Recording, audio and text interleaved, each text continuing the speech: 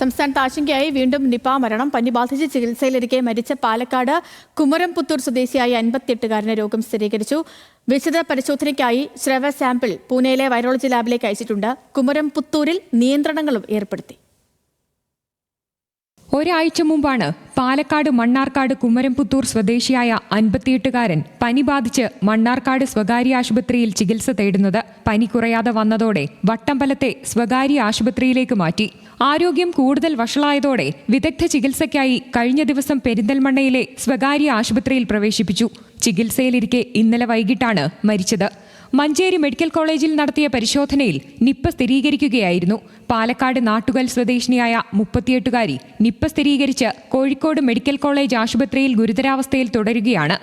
എന്നാൽ 38-കാരിയുടെ സമ്പർക്ക പട്ടികയിൽ ഉൾപ്പെട്ട വ്യക്തിയല്ല നിപ്പ ബാധിച്ചു മരിച്ച 58-കാരനെന്നാണ് പ്രാഥമിക വിലയിരുത്തൽ.